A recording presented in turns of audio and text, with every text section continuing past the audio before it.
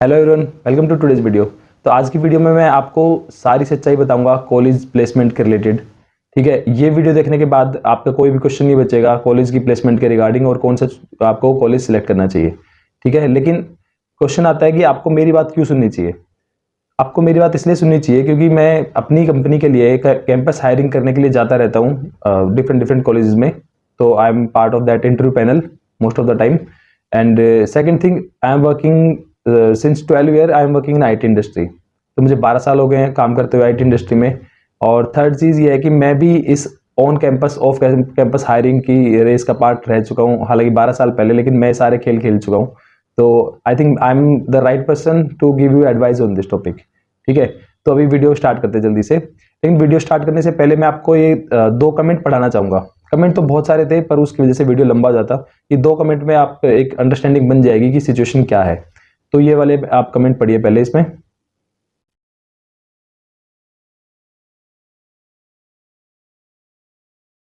तो पहले कमेंट में एक स्टूडेंट पूछ रहा है कि मुझे अपने नियर बाय होम टाउन के नियर बाय वाले कॉलेज में एडमिशन लेना चाहिए, लेकिन वहाँ पे प्लेसमेंट नहीं हो रहा है कुछ भी।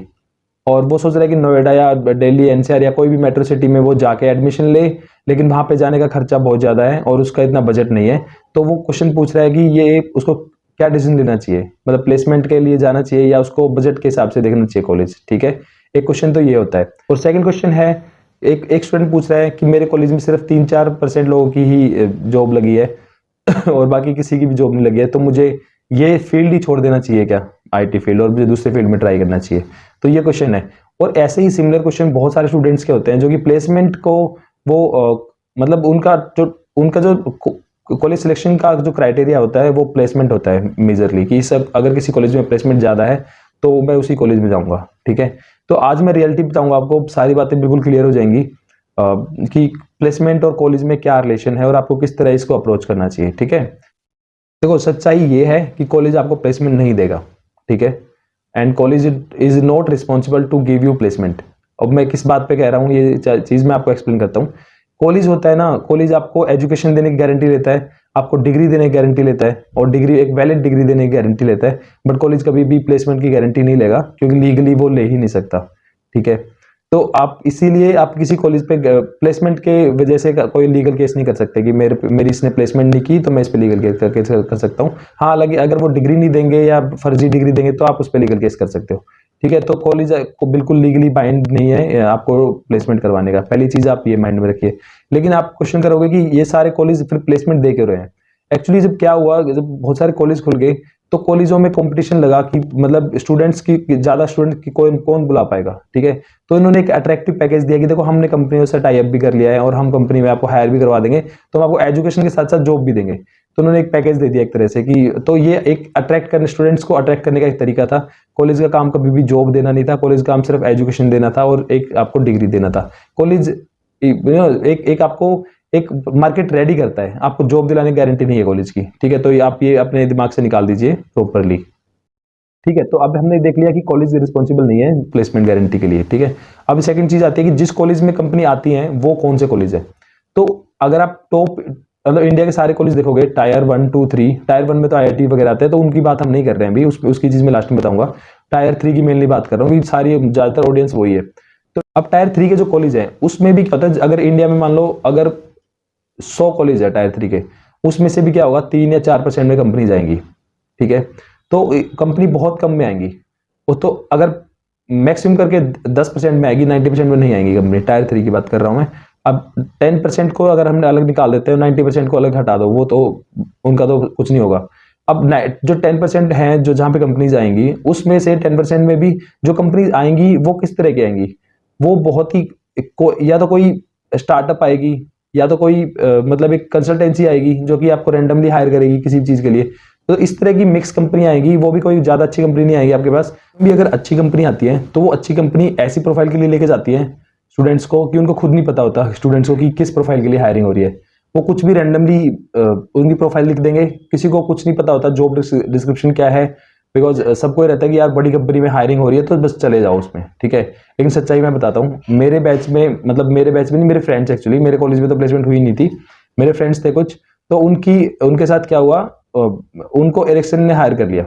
ठीक है, सोनी एरिक्सन जो है, तो एरिक्सन जो कंपनी है, तो एरिक्सन में से बल्क हायरिंग हुई थी उनके कॉलेज से, तो एरिक्सन में सब चले गए थे। उनको ऐसे सपोर्ट टीम में लगाया, मतलब उनकी शिफ्ट रोटेटिंग शिफ्ट होती थी उनकी, मतलब 1 वीक एक मॉर्निंग शिफ्ट है, फिर एक इवनिंग शिफ्ट है 1 वीक, और थर्ड वीक उनकी नाइट शिफ्ट है, ठीक है। तो इस तरह के दिया, और एक टूल बस उनको मॉनिटर करना था, नेटवर्क पे बैठे रहते थे लैब टू स्पेस सिस्टम पे, बस उनको मॉनिटर करना था, कोई स्किल्स डेवलप नहीं हुई इनकी, कुछ नहीं हुआ, बेचारे परेशान हो गए वो। फिर उन्होंने जाके कंपनी स्विच की, कुछ ने तो आईटी इंडस्ट्री छोड़ दी, उन्होंने अपना कुछ अपनी शॉप खोल ली, किसी ने कुछ कर लिया, तो बिल्कुल बर्बाद हो गया। जबकि जब उनकी प्लेसमेंट हुई थी, तो हम सबको लग रहा था यार एरिक्सन में इनका प्लेसमेंट हो गया, इनकी तो लाइफ सेट है, लेकिन ऐसा नहीं है। वो बाद में कंपनी आपको कई कंपनी इतना घटिया काम देती है कि आप परेशान हो जाओगे, आप खुद ही छोड़ दोगे। तो कॉलेज को इससे कोई मतलब नहीं है, कॉलेज को ये है कि चलो हमारे यहाँ से आप प्लेसमेंट हो गए, हम इसका नाम यूज कर लेंगे बस। अच्छा, कुछ कॉलेज होते हैं ना, वो और भी गंदा खेल खेलते हैं। वो क्या करते हैं, वो जैसे मेरे कॉलेज में हुआ था, मैं आपको एग्जांपल देता हूँ। तो मेरे कॉलेज में क्या हुआ था कि कोई भी कंपनी नहीं आई प्लेसमेंट के लिए, ठीक है, सब ऐसे ही घूम रहे थे परेशान।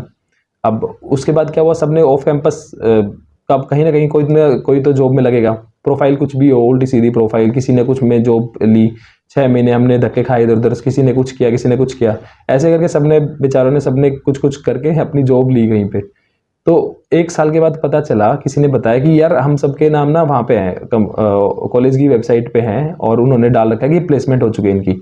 अब हमने जाके देखा, तो उन्होंने क्या किया, सबकी फेसबुक प्रोफाइल से कंपनियों के नाम उठाए कि इस कंपनी में प्लेस्ड है, और सबके फोटो चिपकाए, फोटो उठाए, और फोटो तो उनके पास थे ही सब स्टूडेंट्स के, फोटो लिए और फोटो के साथ में कंपनी का नाम चिपका दिया कि ये कंपनी में प्लेसमेंट हुई थी इनकी, ठीक है। अब वो पूरी लिस्ट तैयार है कि ये कंपनी में है, हमारे स्टूडेंट मतलब प्लेसमेंट हुई है, लेकिन उनका कोई हाथ नहीं था। अब जो कोई नए जो स्टूडेंट्स आएंगे, कोई नए पेरेंट्स आएंगे एडमिशन के लिए, उनको इतनी नॉलेज नहीं होती, वो जाएंगे कंपनी वेबसाइट पे, वो देखेंगे कि यार देखो इन कंपनियों में इनके स्टूडेंट जाते हैं, और वो अगर आप प्रोफाइल कोई सर्च भी करेगा तो आपको प्रोफाइल मिलेगी वैलिड, और उस कंपनी में मिलेगा। लेकिन आपको कोई मतलब किसी स्टूडेंट से आप पूछोगे नहीं कि यार तेरी प्लेसमेंट हुई कैसे थी, या तेरी प्रोफाइल क्या है, या तू कितना सेटिस्फाइड है कॉलेज की प्लेसमेंट सेल से, ठीक है। तो ये सब बहुत ज़्यादा एक कन्फ्यूजन होता है, ये सब ट्रिक्स होती हैं कॉलेज की नए नए उनको फंसाने के लिए, ठीक है। तो ये कॉलेज करते हैं।